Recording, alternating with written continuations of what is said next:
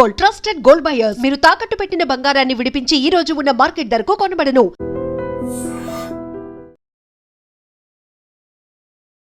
Welcome to iDream Media. కనిపించే దేవుళ్ళు ఎవరైనా ఉన్నారంటే ముందుగా తల్లిదండ్రుల్ని ప్రత్యక్ష దైవాలుగా భావిస్తుంటాం. తల్లిదండ్రుల తర్వాత అంతటి గౌరవ స్థానాన్ని ఉపాధ్యాయులకు ఇస్తాం.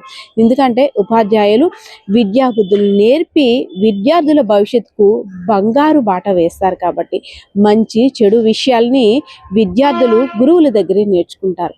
అలాంటి గురువులు విద్యార్థుల పట్ల అసభ్యకరంగా ప్రవర్తిస్తే ఆ కష్టాన్ని ఆ విద్యార్థులు ఎవరితో చెప్పుకుంటారు? ఎందుకంటే మంచి ఏంటో చెడు ఏంటో తెలుసుకునేది, జీవితంలో పైకి ఎలా ఎదగాలనేది కూడా తెలుసుకోవాల్సింది విద్యార్థులు స్కూల్లోనే. టీచర్స్నే చాలామంది విద్యార్థులు రోల్ మోడల్గా తీసుకుంటుంటారు. ఎందుకంటే టీచర్స్ విద్యార్థుల పట్ల ఎలా ప్రవర్తిస్తారో, ఎలా టీచ్ చేస్తారో అవన్నీ కూడా వారికి ఉన్న వయసుతో సంబంధం లేకుండా టీచర్స్ అంటే మేము ఇలా ఉండాలి, టీచర్లా ఉండాలి, టీచర్ చెప్పిన మాట వినాలి.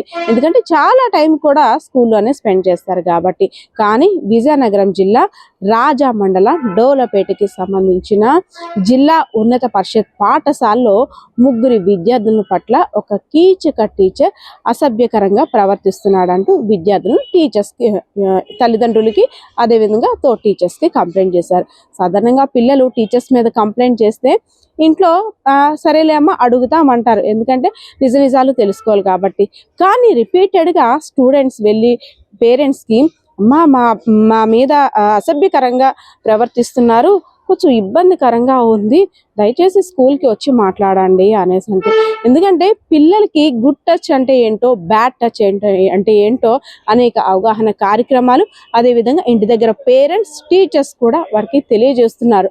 ఎవరైనా బ్యాడ్ టచ్ చేస్తే అది ఏ పరిస్థితిలో చేస్తున్నారు, ఎందుకు చేస్తున్నారో ఆ ప్రతి విషయాన్ని కూడా కంపల్సరిగా తల్లిదండ్రులకి తెలియజేయాలని చాలామంది పిల్లలకైతే మాత్రం మోటివేట్ చేస్తున్నారు. సో ఈ టీచర్ ఎవరైతే ఉన్నారో ఈ ముగ్గురు పిల్లల పట్ల అసభ్యకరంగా కొంతకాలం బట్టి ప్రవర్తిస్తున్నారు.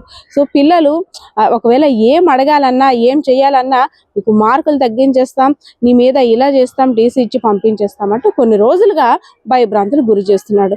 పిల్లలు అనేసరికి మా పేరెంట్స్తో ఏం కంప్లైంట్ చెప్తారో సారు, లేదంటే మా చదువు మీద ఏం కంప్లైంట్ ఇస్తారో, ఇంకే క్వశ్చన్స్ అడుగుతారో, ఎందుకు లేదు పేరెంట్స్కి చెప్పడం అంటూ పాపం వాళ్ళు చాలా రోజులుగా కంట్రోల్ చేసుకుంటూ వస్తున్నారు. కానీ ఎవరైతే టీచర్ ఉన్నారో ఉపాధ్యాయుడిని ఆగడాలు మాత్రం శృతి మించిపోతున్నాయి. ఇంకా చేసేది ఏమీ లేక తల్లిదండ్రులను తీసుకొచ్చి మీరు అడగండి అని హెడ్ మాస్టర్ ముందు పెట్టారు. సో హెడ్ మాస్టర్ ముందు పెట్టిన తర్వాత ఆ కీచక టీచర్ యొక్క అసలు భాగోతం బయటపడింది.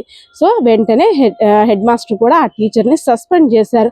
ఏదైనా సరే పిల్లలు అనేసరికి అది ఫస్ట్ స్టాండర్డ్ అవ్వచ్చు, సెకండ్ స్టాండర్డ్ అవ్వచ్చు, 10th అవ్వచ్చు, ఏదైనా సరే పిల్లల్ని అసలు ఎంత జాగ్రత్తగా చూసుకుంటుంటాం.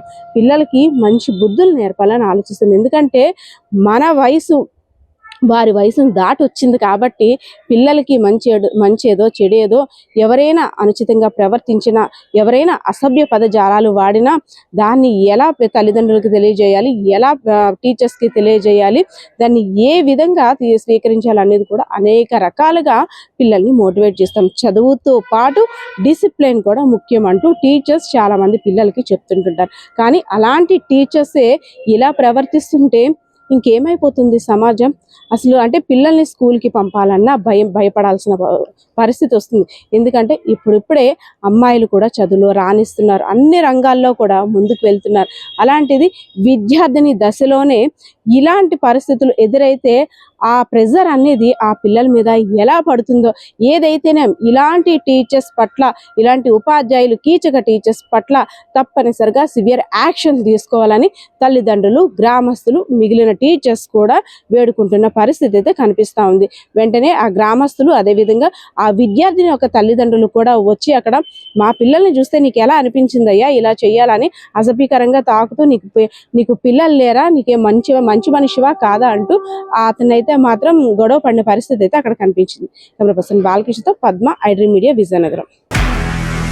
నిజంగా ప్రస్తుతం ఉన్నటువంటి సమాజం దేనికి ప్రయారిటీ ఇస్తుంది? ఆర్థిక సంబంధాల చుట్టూ మాత్రమే తిరుగుతుంది. మళ్ళీ ఎన్నికలంగానే చాలా విరక్తి కలుగుతుంది. మంచి అనిపిస్తుంది కదా, లేడీస్ కూడా ఛాలెంజింగ్ జాబ్స్ చేసినప్పుడు చాలా బాగుంటది. ట్రాఫిక్ అసిస్టెంట్స్ గా నియమించిన అందరితో సాల్యూట్ చేయించుకుంటున్నారు. ఫుడ్ డెలివరీ ఇవ్వటానికి వెళ్ళినటువంటి డెలివరీ బాయ్ అనిల్ పై కళ్ళ ముందు